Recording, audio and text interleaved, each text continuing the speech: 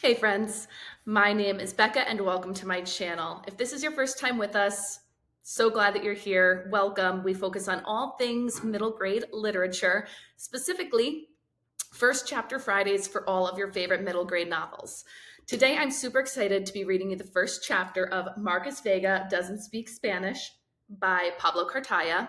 Pablo Cartaya is probably I know I always say Gordon Corman's my favorite author, but Pablo Cartaya is right up there with him. He has written so many great novels, including The Epic Fill of Arturo Zamora, and most recently, The Last Beekeeper, which is another really fun novel that you should definitely check out. But today we are going to focus on Marcus Vega Doesn't Speak Spanish. This book was published back in 2018, and I'm really excited to share it with you. So I'm going to start by reading you the front and side cover to give you an idea of what this novel is going to be about. Marcus Vega is 6 feet tall, 180 pounds, and the owner of a premature mustache. When you look like this, and you're only in the 8th grade, you're both a threat and a target. After a fight at school leaves Marcus facing suspension, Marcus's mom decides it's time for a change of environment. She takes Marcus and his younger brother to Puerto Rico to spend a week with relatives they don't remember or never have met. But Marcus can't focus, knowing that his father, who walked out of their lives 10 years ago, is somewhere on the island. A series of misadventures takes Marcus all over Puerto Rico in search of his elusive namesake. Marcus doesn't know if he'll ever find his father, but what he ultimately discovers changes his life. And he even learns a bit of Spanish along the way. All right, so that is, got myself there. That was a little synopsis of Marcus Vega Doesn't Speak Spanish, and now we're just going to dive right on into that first chapter.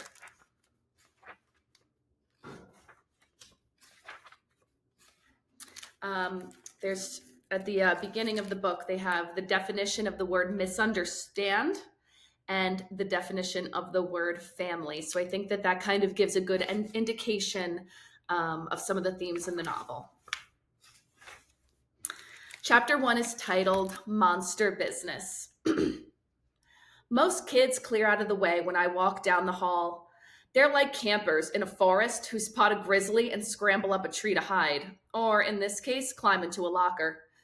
I've been called the mastodon of Montgomery Middle, the Springfield skyscraper, the moving mountain, the terrible tower, you get the idea. These names bothered me in 6th grade when I was excited to start middle school and make friends. But now, in 8th grade, my size has become a profit center and business is booming. Take these two kids sitting down in the back corner of the library, my office, fidgeting like I'm going to eat them or something. One has practically chewed off his fingernails, and the other one's leg won't stop bouncing. I hear them whispering. What? I say. Is it true? The kid asks, that you carried 42 chairs to the auditorium by yourself? I stare. Yes. Actually, it was only 8 chairs, but these are the kinds of rumors that are good for business. Incredible. They start whispering to each other again. We're wondering if we could procure your walking services, Mr. Marcus. Don't call me that. At the start of the school year, a bunch of 6th graders confused me for a teacher while they were trying to find the auditorium. I told them they'd better figure out where they needed to go or I was going to collect a tax from them for getting in the way. They ran, and soon a rumor started spreading that I was really an undercover assistant principal hired to keep kids in line. It's kind of ridiculous, but things at Montgomery often are. The rumors about me have gone from fantastical, Godzilla with a crew cut, to realistic, assistant principal. It's really annoying, but like I said, I found a new way to make it work for me. These 2 kids are here for my walking service, the crown jewel of my business. $5 a week to walk each of you to school, I say, and $5 to get you home. Your total invoice is $10 per week. Each of us? The kid seems surprised. I could walk you halfway for half the price. They look at each other a moment. That's my blue plate special, I say. No, we'll take the whole service, thank you. Where do you live? I live on Maple and Vine, one kid says. The other kid chimes in with, I'm on Vine and North Cherry Hill Drive. I already walk four other kids who live in the Cherry Hill neighborhood, so two more isn't a big deal. I can't charge them more than $10 or parents will start to wonder. The way I see it, it's a win-win for everyone. I'm making some money and these kids are getting protection from bullying on their walks to and from school. I'm doing a service. People pay for bodyguards all the time. That's what I am to these kids. A big bad bodyguard. Hey, I tell them before they run off to class, there's a deposit, $5 each. I always take a deposit for my services. It's like insurance money. They both pull out fives and hand them to me. Then they quickly get out of my office. Most of my business transactions happen in the small cubicle located behind a shelf at the far end of the library. The school librarian lets me hang there whenever I want. I usually take a stack of books to read while I wait for my clients. In exchange for the office space, I help the librarian shelve books. I carefully fold the cash into my pocket and pull out my business spiral from my backpack to write down the names of my new clients. I check my cell phone storage tab before I close it. I need to pick up the slack on that. I've only collected 2 cell phones today. That's just $3. Here at Montgomery, there is a zero cell phone use during school hours. Kids were getting their phones stolen and or thrown into the lunchtime garbage can by older kids. Trust me, you do not want your cell phone tossed in there. I don't even put my own garbage in there. Besides all of that, Principal Jenkins said students were spending too much time texting and using social media. Some parents cheered Principal Jenkins' decision, others not so much. In the end, a compromise was made. Kids could have a phone in their lockers, but were not permitted to carry them around, and they definitely could not have them in class. Around mid-September, 2 seventh graders bumped into me because they were texting each other while walking to class. They tried to apologize, but I saw an opportunity. I decided to take their phones and charge them a storage fee until school got out. I let them come to my locker, send a text or two, and return the phones until they left school. I've collected phones 127 times since school started. That's almost $200. I look at another tab in my portfolio. Garbage tax collection, year 2, week 25, $2. Business is way down. I started collecting a garbage tax last year when kids kept dumping stuff on the floor, leaving empty soda cans in the library or crumpled paper in the classrooms.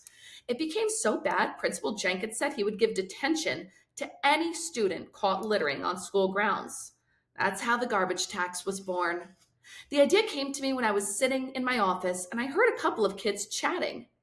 I stood and peeked over the shelves to find a boy and a girl had sneaked 2 sodas into the library.